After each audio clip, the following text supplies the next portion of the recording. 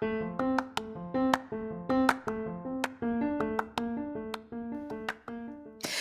there, and welcome to the daily podcast where wisdom smacks us with kisses or love taps. I'm MichelleSpiva, a wisdom strengthening coach, your host, and practical priestess of wisdom. Mwah. Join us daily to gain wisdom and mental strength as we tackle innovative thinking, address emotional and behavioral life traps, and yes, provide you with some practical how to's to wrap it all up. So settle in or crank up the speed 2x, whatever gets your mental processes firing as we dive in. Stay tuned.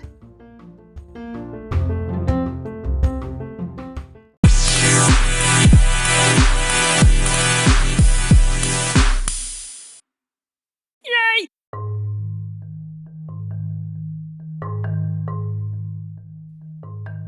Hey, this is MichelleSpiva, and I want to welcome you to today's podcast of Wisdom Smack with me, your practical priestess of wisdom.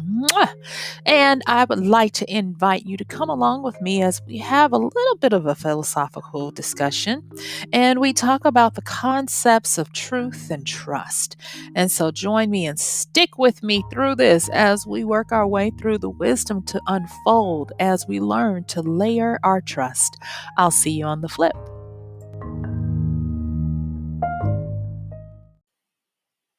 Thank you for joining me. Come on in, get settled, put me on 2x or whatever you need to do because today I'm feeling like I'm channeling a little bit of my grandmother's wisdom.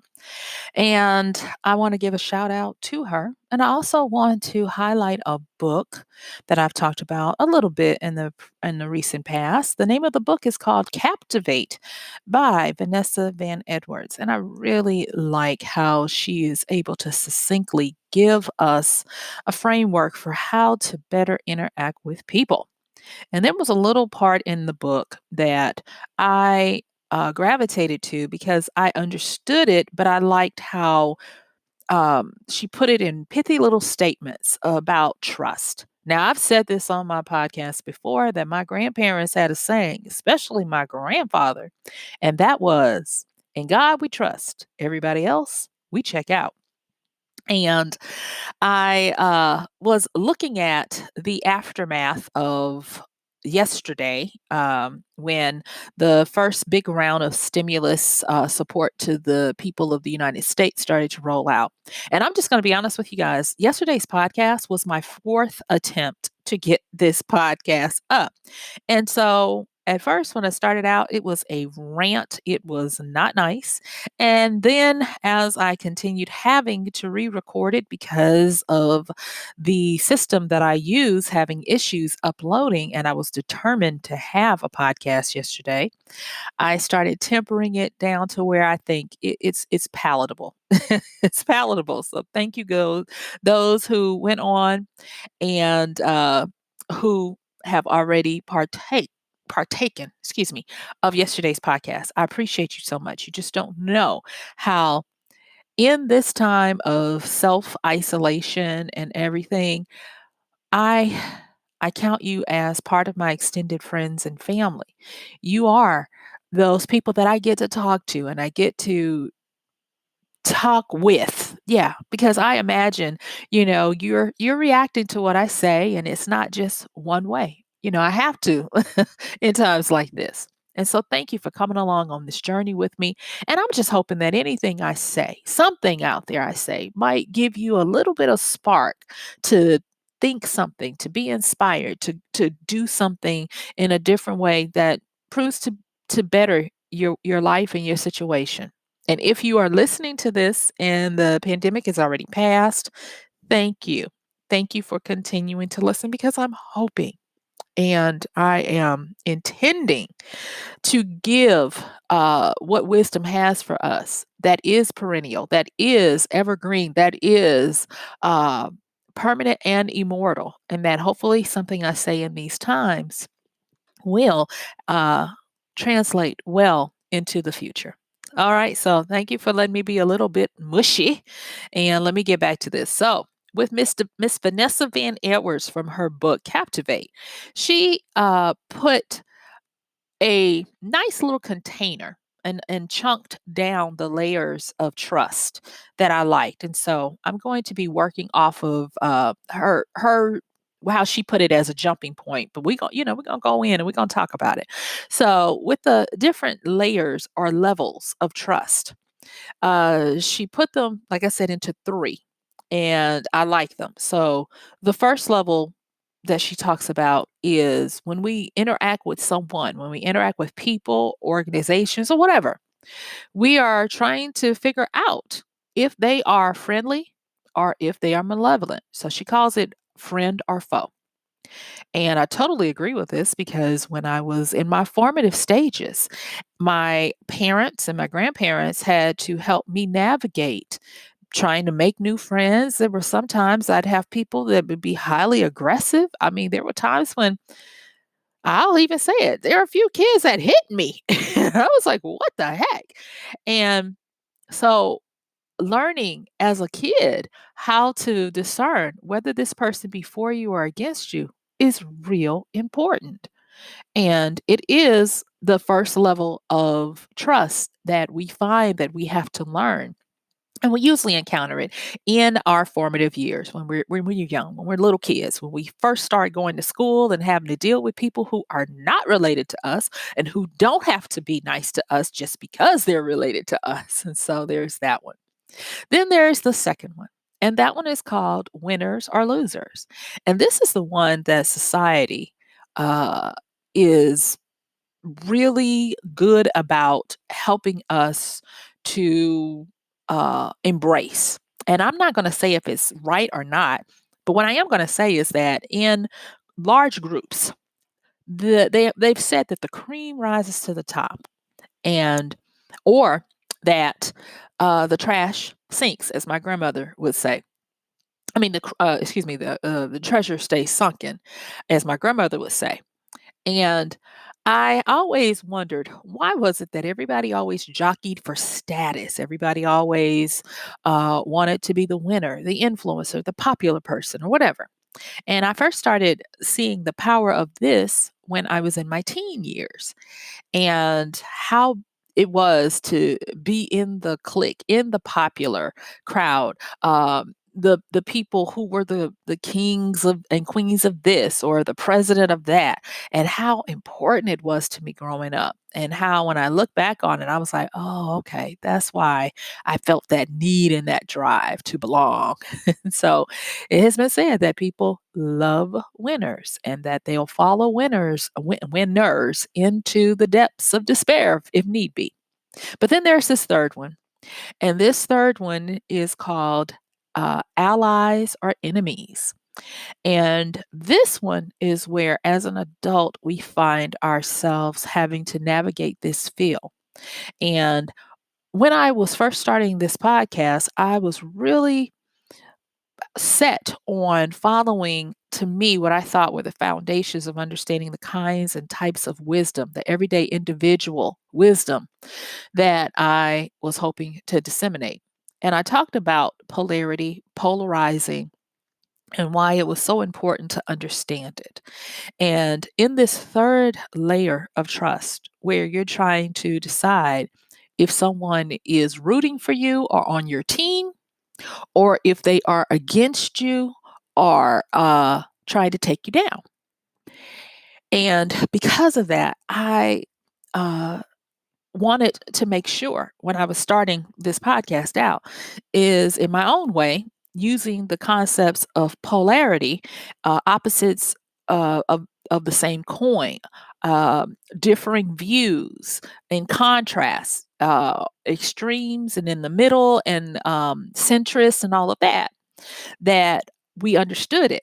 And I'm coming full circle because now I can see where, even though I wanted to talk about it by way of polarity and how wisdom truly pulls us to the center so that when needed, we can go to either side or we can stay straight down the middle.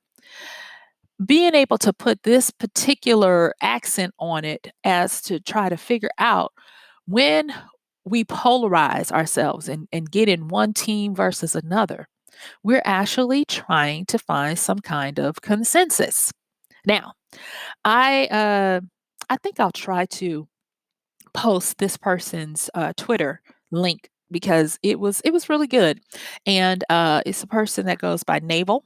And I think if you go to nav.al, then you'll be able to uh, see what he posted today. And it was like a little, just a quick little 2-minute chat that was very mentally stimulating and invigorating. And I wanted to give him a shout out for that because it lined up perfectly with what I was going to be talking about. And so with his, and let me see, what does he call it? Uh, he just it's his Twitter is at Naval, Naval, and he just titles it "Group Search for Consensus, Individuals Search for Truth." And I thought it was great. I listened to what he had to say, and he made a few good points. And I was like, yeah, for the amount of time, for the 2 minutes that he spoke, it worked. And so let me just give you the gist of what he said and how I'm weaving it into today when we're talking about layers of trust. And so, again, he says groups search for consensus, individuals search for truth. To fit in with each other in society is to be in consensus. To be individual is to be true to self, which creates internal tension when trying to be a part of society. What society wants isn't isn't always good for you. You go along to get along with a lot that you know simply isn't the truth. But society expects you to toe the line to get along. And I was like, that is so true. The reason why I am bringing that into our conversation today is because of these layers of trust. And wisdom would have us understand that if you are a part of a society and you find that you have lost your ability to connect with your individual self and know the difference or have a line of demarcation, a line in the sand of what society agrees on is mannerable and etiquette and all of that, and what you truly understand and stand for. If you have a problem knowing this, and when I say knowing, I mean knowing that you know this, then it's time for you to reevaluate your levels of trust. So let's start from the beginning. Okay. So the levels of trust. First one, friend or foe. As little kids, we learn to socialize and we learn to make friends. And a lot of the reasons why we go to school is not just for us to learn education, but for us to knock those rough edges of social awkwardness away, for us to interact with other people who are just as selfish, self centered, and hell bent on getting their way as we are. And so we find a way to come into census.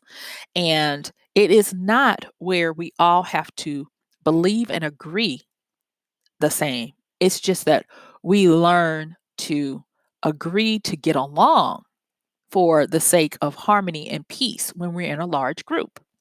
For instance, when you were in school, if you had opportunity to go to a school where you had to be around other people, just thinking about the concept of trying to get little kids to line up in queue and to stay in your place in the line. You would have some people who would try to get to the front. They would race to be the first in line. Then you would have other people that would take their time, but if their little friends were at the beginning of the line and they weren't, they would think it was no problem. I'll just go and stand with my friends. Then you had some that were the rule enforcers. I mean, and you could just imagine on and on and on how we had to learn the etiquette, the social dance of getting along in a large group. And it started to be where you would have a consensus of people that agreed to be friends. And those who the group thought were not worthy or were not enough like them became foe.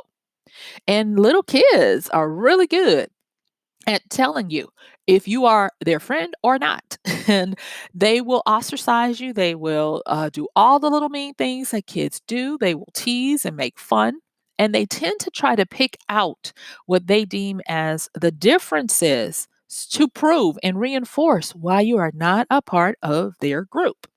And why is this important? It's important because when we're looking at our layers of trust and we have those formative times of trying to figure out who is for us and who's against us, who is a friendly and who is an enemy, with regards to an individual kind of interaction.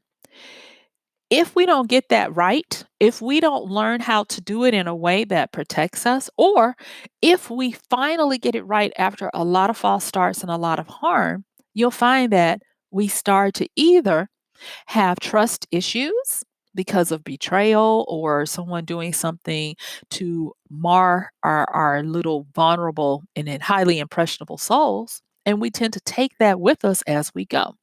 But then you have a lot of people who maybe they had all the right stuff. And everyone was their friend because they maybe were the popular one, or maybe they were the centrist who nobody had any major problems with. And so they tended to get along with everyone. And believe it or not, as we look at how we work in our adult world, you will see that more people tended to learn how to make good friends or viable friends that wouldn't turn around and destroy their worlds than didn't. And so that first layer of trust, we learned that, oh, this is how you make friends. This is how you trust people to be your friend and not your enemy. And then that next level, the winners and the losers, as I talked about, I remember it strongly while I was in high school, and how everyone was jockeying to not only be thought of as everyone's friend, but now you wanted power with it because this is the second layer. And people love winners. That's why you have captains of teams and beauty contestants. And now it's all about winning and influencing and having power in the school or in the not the macrocosm of your society that you matriculate in, which is usually going to be school for a lot of people if you're not homeschooled. And that's where we learned to start doing these races to gather a lot of influence and a lot of power, and to be a mover and a shaker, to be a disruptor, to influence things to our liking, to bend the rules to our will. This is where you get the first starts of rebellion, of authority against authority, because you're testing your power against an established power. And on we could go, because like I said, we don't have a lot of time. So I'm just touching on these lightly so that we can understand when I make my next point. And then that third one, ally or enemy. This is where you start to find that as an adult, people want you to choose sides, whether they say it or not. They want you to choose sides. They want you to be able to identify, whether it be who do you work for? Who do you love? Who are you married? What is your sexual orientation? What is your political leaning? How much do you make? What do you feel about this or that? People want to know if you are on their team, which is their group, their allies, that when things come down, they can depend on their team, their allies to have their back. Or are you the enemy? Are you that part of that group that we use our power, our might, our money, our resources to annihilate, to disprove, to take down, to discredit, or whatever, to hobble, cripple, or however you want to look at it? And so these are the levels of trust that a lot of people work with. But what most don't understand is that there is another element that overrides all of this that we've talked about, and that is large groups, society. And so if you look at your levels of trust, your layers, if you will, they are usually predicated on fitting in with your environment, fitting in with your society. One of the worst things you can do that's not criminal is to dare to be different or not be able to fit in. There is so much shunning and ostracizing, It took me a minute to get that one out. Ostracizing that goes on, and that is accepted. That people don't realize how detrimental it is to them. And so we find that we are willing, like Naval said on Twitter, at Naval, like Naval said, we are willing to get along, uh, ignoring our truth, ignoring the facts that we believe them to be, so that we won't suffer the rebuke of society. We won't be ostracized. We won't be expelled, shunned, and we won't utterly die. And so, with these layers of trust, it is important for us to understand the drivers and the movers of why we behave the way we behave. And I'm going to ask you to take some time to think about for yourself. Don't just listen to me, but think about for yourself how you look at these layers of trust because they're important. Because this next part that I'm about to talk about requires that you have this understanding or that you go back and reevaluate so that you get a better grasp on where you stand on this understanding. And that is this, that in today's world, we are inundated with so many subconscious messages about what society expects of us. And this is not me trying to get anarchy going or any of that. I'm not, you guys know, I'm not about that. What I am about is I am about when you do things, at least do them with the full power of knowing what you're doing. And too many people I am seeing are not cognizant of the layers of trust they are extending. Too many people are getting it confused.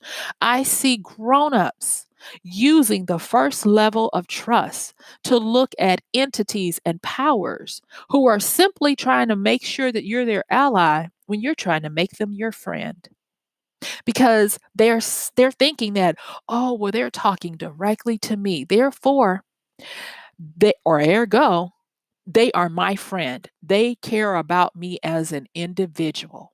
When that is not the case, because if you're in a group, the group is interested in consensus. They are interested in you putting aside your individual needs for you all to all come to a common good and a common understanding to get along. It does not mean that you have to embrace and put away or beat down your individual thoughts and feelings on a matter and totally and wholly ingest and operate from what the consensus says. And this hurts my heart because there seems to be a stagnation of maturity when it comes to how to trust. Yesterday, I talked about my grandparents being the children of the Great Depression. When they were little children, the Great Depression hit and they grew up in that time. Their formative years were spent in that decade after the Great Depression, where people went back to austerity. They went back to not trusting you until, not even until, but they just didn't trust you. And they got to the point where, yeah, let me see what you do. Let me watch you for a while.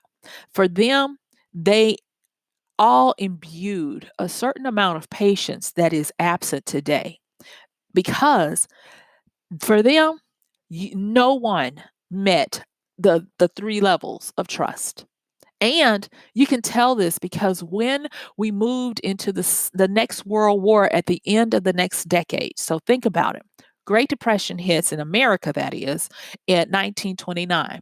America joins the Great World War II in 1940, 41-ish, but it started in 37, 38 in Europe.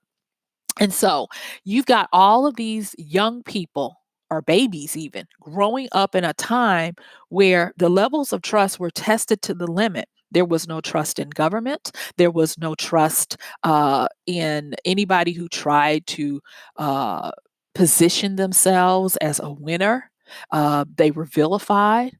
And unlike us, at that time, you had your legacies of Carnegie and Rockefeller and a whole bunch of others that they called them robber barons. If you had a lot of money, then that was a bad thing. If you set up foundations and trust to benefit or be a benefactor to the nation, that was a bad thing. And I'm just trying to give you guys an understanding of when we're talking about these layers of trust, how they swing depending on what you've been through, what your formative years have been. And so now let's swing back to right now. Now, at least in America where I live, people are starting to reevaluate the trust that they've extended to their representatives, to their government, to their churches and their leaders, and even to their companies and the people who they didn't realize how much they depended on them for their livelihood. There is nothing like the pain you receive when you finally realize how expendable you are when you have given a lot of loyalty to a company, to a cause, or to a community, only to be tossed aside as soon as times get tough.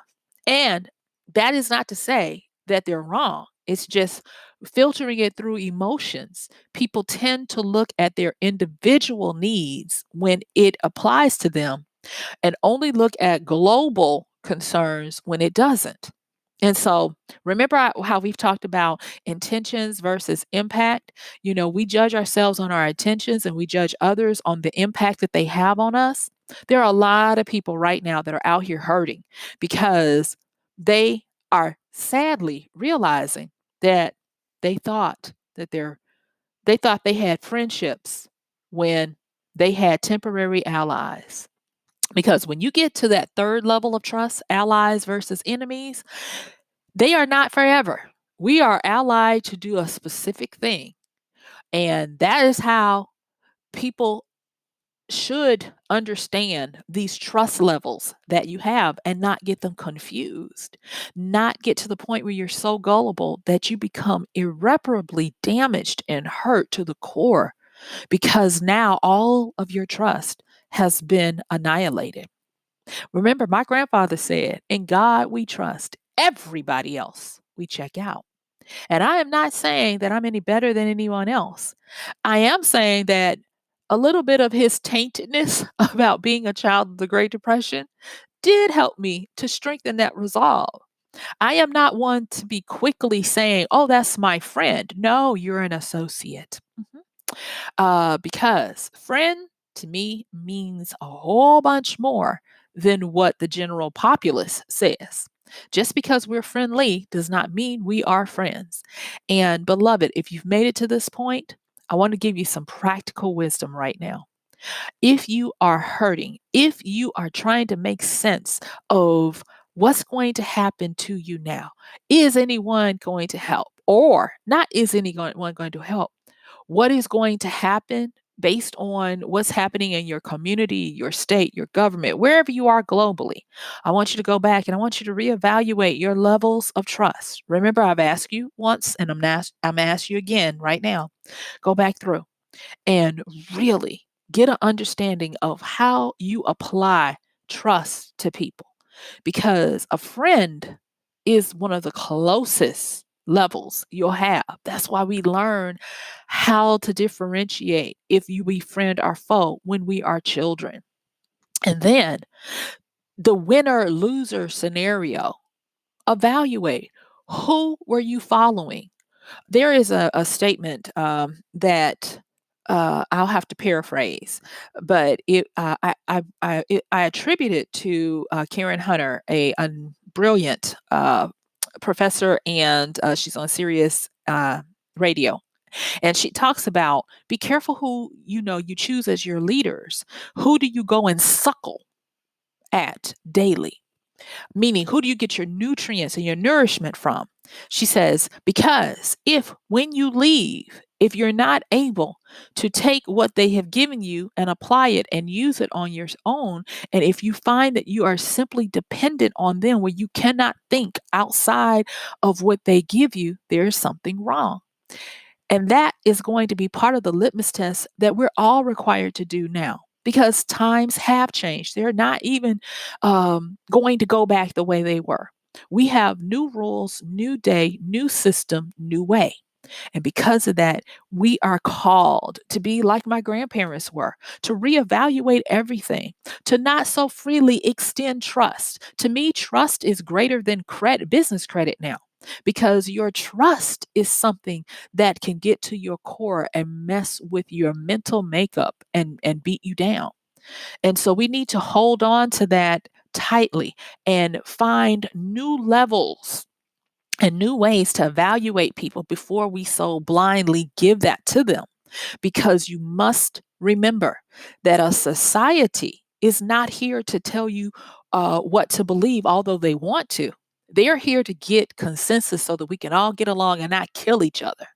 But it is up to you as the individual to know your truth, know your facts, know your beliefs, and know what you know. And so I know that I'm sounding impassioned because it is important.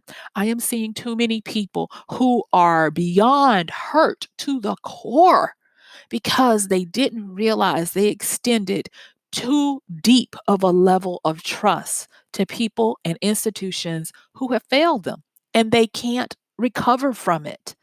And instead of being like, oh, well, no means next, they're not able to move past it. And so I don't want this to fester. I don't want you to try to be confused. This is hopefully to give you some clarity, to snatch back your trust card, hold it dear, and eye them for what they are, just part of the society trying to make us get along to get along. So, guess what? My time is up. I want to thank you for yours. This has been Michelle Spiva, your practical priestess of wisdom, with another daily podcast of Wisdom Smack. I'm going to see you tomorrow. Bye.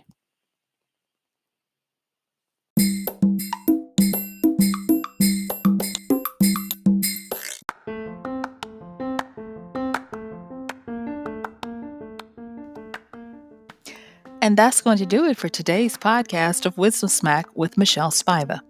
If you like this podcast, please help us get the word out. Like, comment, subscribe, and even share.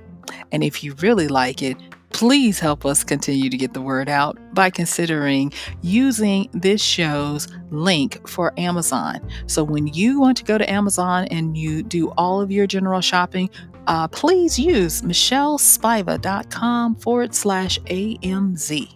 It's simple as that. It doesn't cost you anything extra, and this show might receive a little bit of commission that will go towards helping to further get these episodes out to you and to others. So thank you so much for listening. This has been Michelle Spiva with Wisdom Smack. Bye.